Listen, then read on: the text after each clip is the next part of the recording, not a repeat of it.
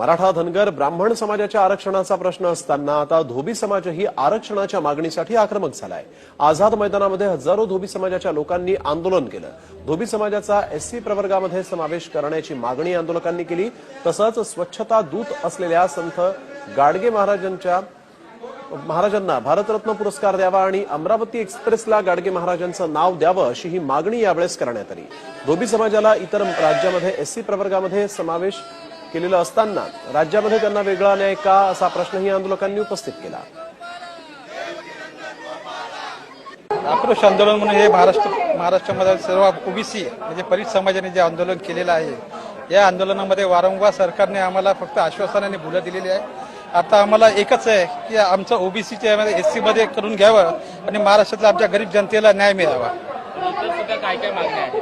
इतर आमच्या आहेत की गाडगे बाबांना आमच्या भारतरत्न पुरस्कार देण्यात यावा अशी आमच्या सगळ्यांची मागणी आहे।